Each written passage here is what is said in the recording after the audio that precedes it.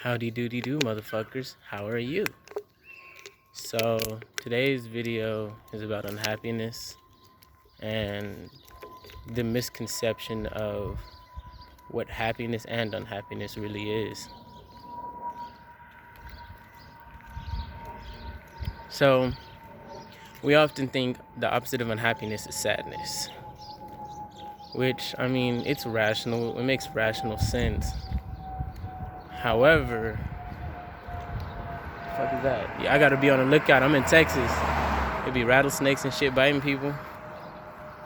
But anyways, it's rational. We assume that unhappiness, the opposite of happiness is unhappiness, and yeah, but that's not even the case.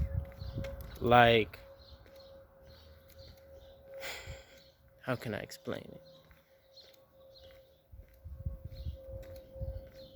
Whenever you're going through an unhappy situation, oftentimes you have the happiest moments in those situations. If that makes any sense. Like, if you just lost a family member, you're probably gonna have some amazing times during that time. Like, you're probably gonna have some of the best times in your life. Like, things you'll be able to look back on and be like, wow, that was fucking beautiful. Like, wow, I sat with my mom at 8 and like, bro, everything was just so precious and beautiful. So, if that's not unhappiness, if that's not, if that's not causing unhappiness, what really causes unhappiness? Like, what is it? Unhappiness is fucking boredom, to be honest. And initially hearing that, you might say, oh, that's bullshit, right? Initially hearing that, you might say it's bullshit, but really think about it.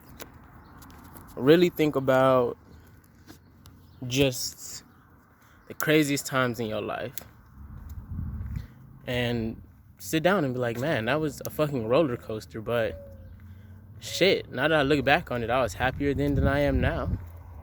For example, during the protest, we kind of got surrounded. Like, it started out maybe a couple thousand people. Then within a week, it was maybe a couple hundred. And then it just dwindled, like, really fast. So we had heard stories of cops going and, like, picking people up. Like, getting their identity and picking them up. And it's like, well, shit, that person didn't do anything. Like, we know that person didn't commit crimes. Shit, okay, well, we need to get them legal help. Help them get out of there, bail, things of that nature. So we basically got to the point where we just go to the protest in order to ensure that everybody wasn't arrested. That is a very, very, very, very, very, very, very stressful environment to be in. But, like, bro, it was just the pure fucking happiness that came out of those situations. The smiles, the beautiful moments we had, it was insane because, hell, life is insane as fuck and it's right in your face. It even got to the point to where, okay, we realized that if one of us is killed by a vigilante, they'd probably get away with it. Fucking bug. So I had a friend, Garrett Foster, and he pushed his paraplegic wife at the protest every day. Garrett was a veteran. He was an Air Force veteran. And he was just pretty much like a really lovable guy. Like, wasn't really loud, wasn't in the police's face yelling at them. Really was just there to prove a point that we're here. A couple of instances, such as a cop's son from another state, like, drove by the protest and, like, flashed a gun. We got guns flashed at us a couple times. And we're from the state of Texas, so everybody's legal. Everybody's legally allowed to have a gun. But the fact that they're being flashed at us like in a threatening way, it's like, man, what the fuck? And the cops would just let the people go. So Garrett decides to go out there with his rifle and kind of walk with us, almost as like a bodyguard. This man drives, and it worked initially. Like, okay, nobody's really driving by us because you're not gonna go bully somebody who has the same shit as you. Like, what the fuck, bro?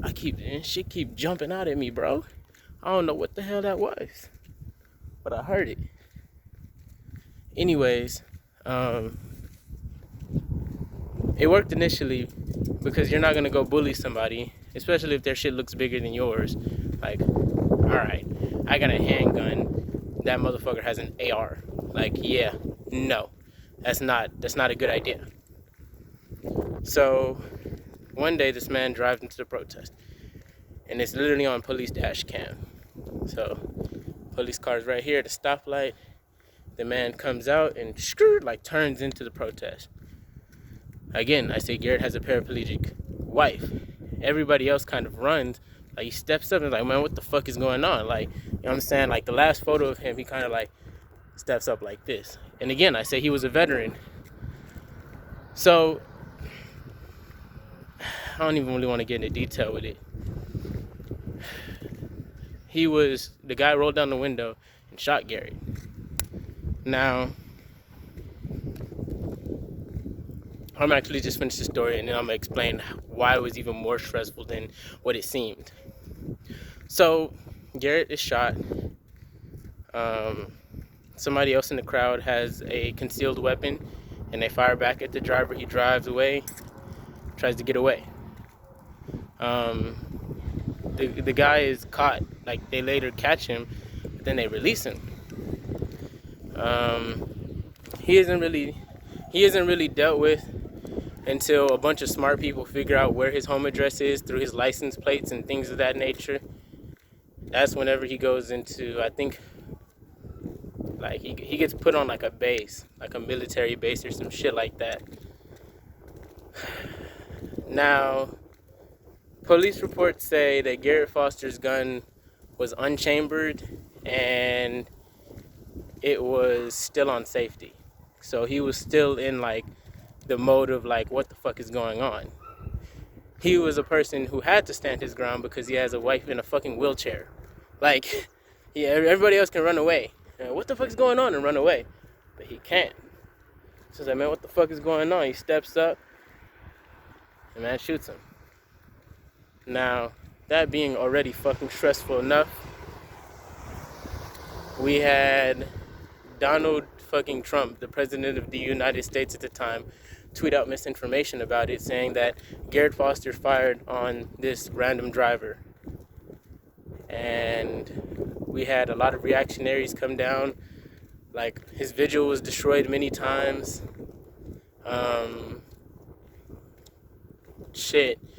We had, what's his name? Steven Crowder. Steven Crowder posted up on the corner.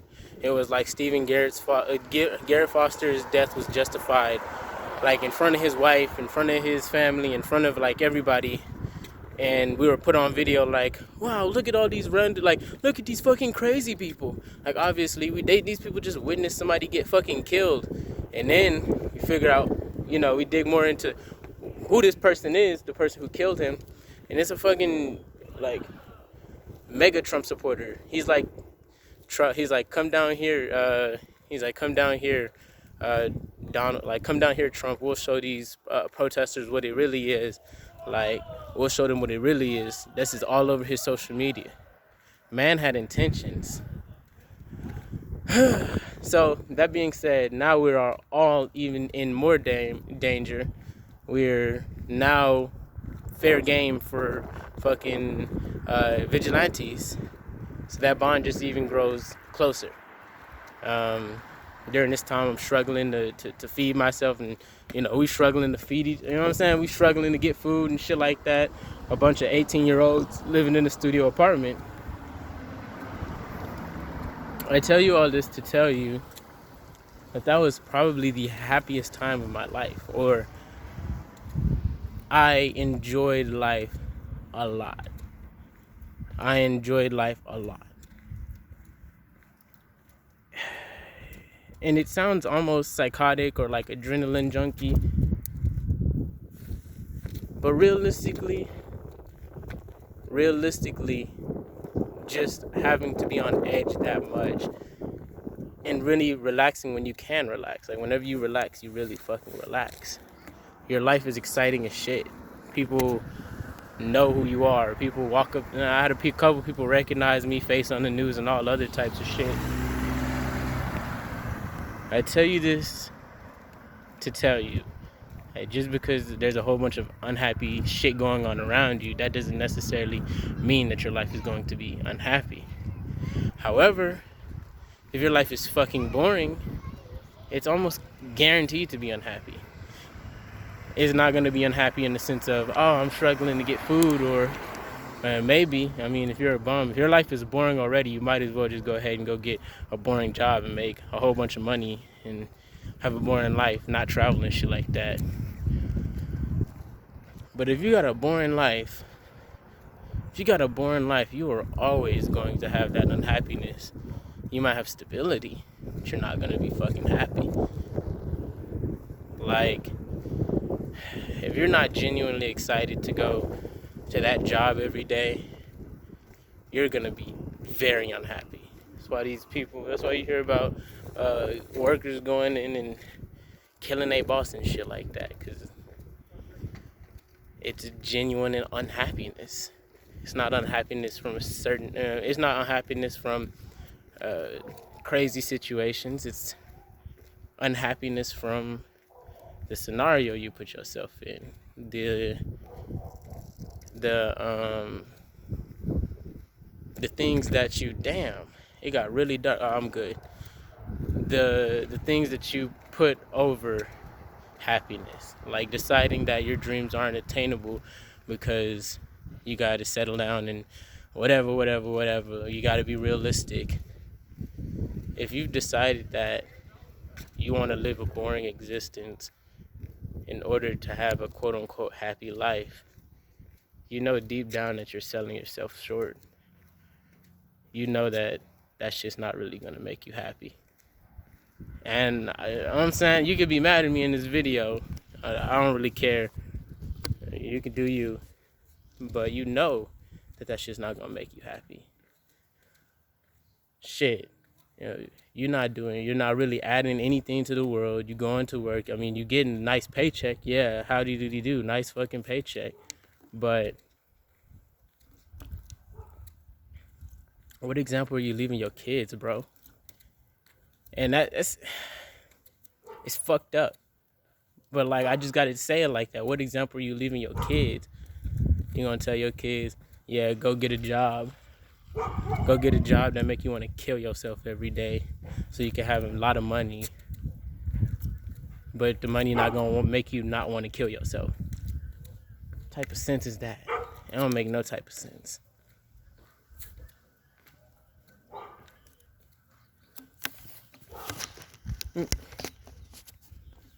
It doesn't make any sense, to be honest. Man, I keep getting scared, man. This shit got me. Every time I walk by one of them bushes, something pops out. Whether it be a bird, whether it be a bunny rabbit.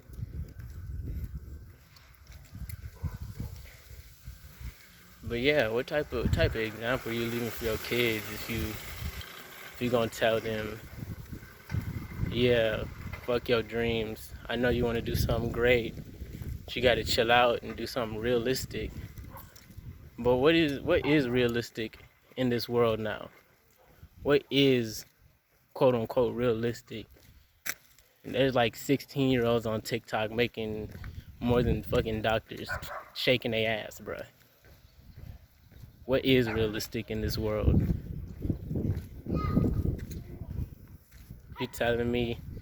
You telling me that it's more realistic for me to go get a job, and realistically, most of the stuff that we deem as realistic is harder to get than than the stuff we deem as unrealistic, simply because there's more competition for it.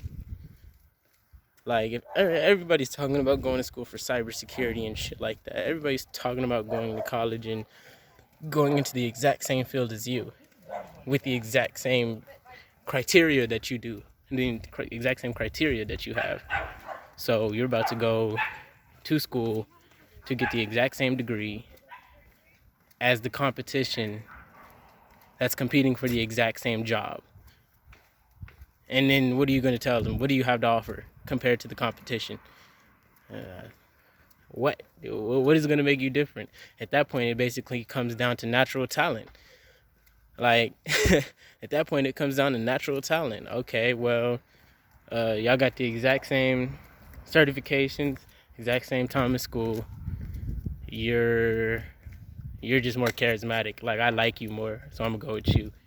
So, shit, I mean, you might have to go through a couple interviews to get somebody who thinks you're charismatic and they like the way you talk to hire you. But you competing with a whole bunch of people competing for that exact same job. Like, I don't know. Maybe you can figure out something that'll make you look different on paper. Who knows? As opposed to you really going for your goddamn dreams, the thing that gets your engine running in the morning, the thing that makes you excited to go get it, the thing that you have unlimited energy to go get. But no, instead you want to go for something quote unquote realistic. It's gonna fucking depress you, and you don't have unlimited energy to go get it. So it's a good chance you're just not gonna go get it the way you think you're gonna go get it.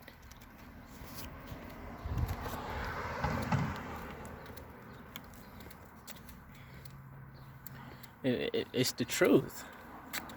Like, I tell you, I am the world's best and most celebrated artist. The world just doesn't know it yet. Like, I just haven't had the opportunity to be in front of the world like that yet. And I bet it sounds unreasonable, unrealistic to everybody, and that's damn near a compliment. Like, damn, your dream and ambition is different from everybody else's. And I'm actually taking action towards it because it's fucking insane dream to have. It's an insane dream to have. However, like that excitement of, damn, I'm gonna get to be able to travel the world while performing my music with people that genuinely like it. I'm gonna be able to party with people who genuinely like my music to my voice. Like, that sounds live as hell. That sounds live. Oh, what are you doing? I'm gonna go. All right, whenever I graduate, I'll get a job and, build a career, work for 500 months of my life. And then after that, I'll have enough money to go finally retire and see a beach on the other side of the world. What if you don't make it to that? What if you die before you get there? What the fuck was the point of all of that? That's how I feel. Like, and I might just be different. It might be a different situation for me because the likelihood of me dying after I've lost my only sibling prematurely is increased by 71%. I know that's not the case for everybody. However, the case for everyone is the same. I'm just to the point to where I can't even pretend to want to do that shit. Think about when you were in school and they would ask kids, what do they want to do?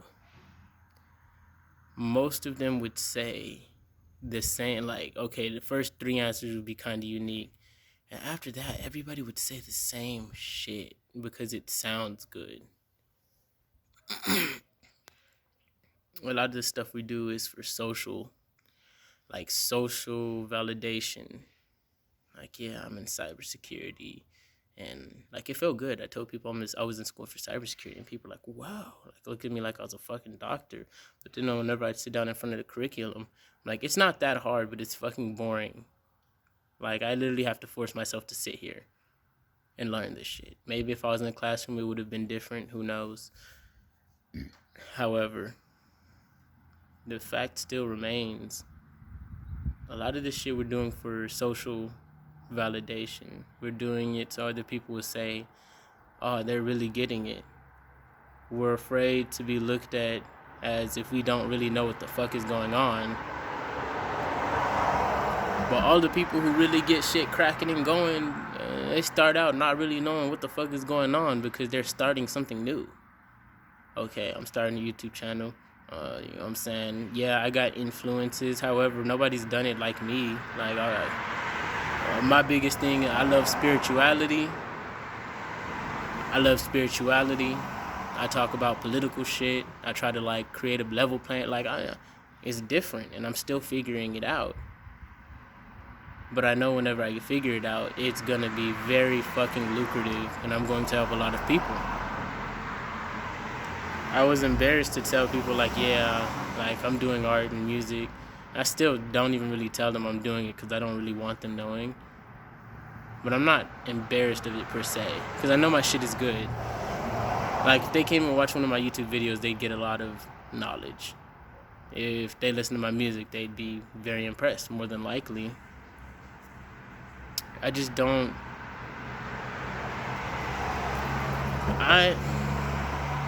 I don't like people very close to me who aren't very close to me, like a neighbor or some shit, knowing what the hell I'm doing. Like somebody I went to school with. Like I don't really want you to know what I'm doing. Like I'm creating something big. I've been saying it since high school that I'm gonna do something big. I was like, I'm not even gonna remember high school. I'm gonna do something big. And realistically, after I stopped aiming for that, after my brother died and I decided to be quote unquote realistic about my goals and ambitions, all of that happiness really drained. Like I was like, okay, I'm just gonna get a bunch of money and die. But what example does that leave for my nieces and my nephews? That money, some shit that we don't even need to have fun, is more important than my uncle's life. Okay, then that being said, it must be more important than my life. Like, no. Beloved, we're gonna get paid money for doing what we like doing.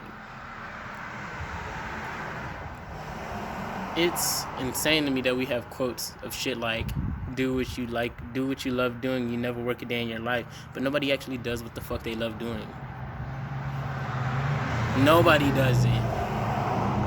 95% of people you ask, do they like their job, and they say, yeah, it's alright, or they say, I fucking hate it.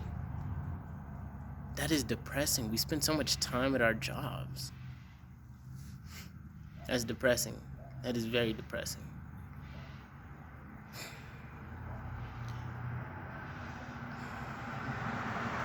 I don't know what I could do for this world in order to change that aspect of it, but that's one of my goals.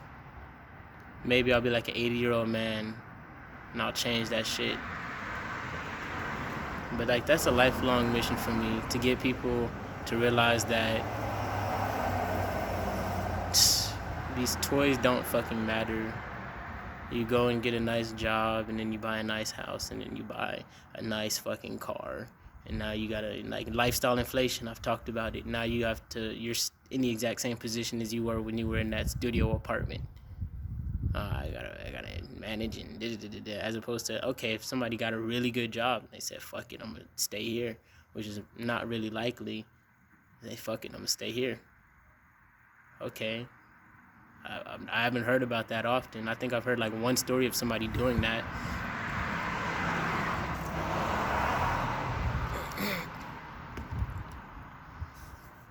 I don't know, man.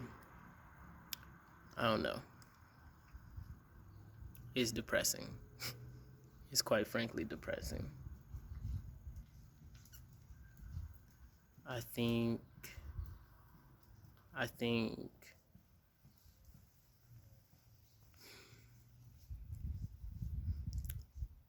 I'm gonna at least get my fans on that shit. My fans are gonna have that that instilled in them. That fieriness of my spirit is the shit. Like literally, that's what my spiritual brand is. That's what I say about speak about in my music. Like, bro, your spirit is fucking powerful, and it's limitless. Everybody's is. Everybody's spirit is powerful and limitless. Shoot for whatever the fuck you want to shoot for, and if you genuinely believe you'll get it, and it's not just gonna come out of nowhere. You're not just gonna automatically believe like, oh, $1 billion a year, yeah, I could do that. It's not just gonna come out of thin air. Obviously, you're gonna have to do some form of fucking work, whether it be, learning or investing time, energy, and even sometimes currency in order to make that dream happen. And eventually, it gets to the point where you're like, yo, this shit is going to happen. Like, this shit is happening now. That's why I don't like telling people, because it's like, it's happening now. You guys weren't there when shit got bad.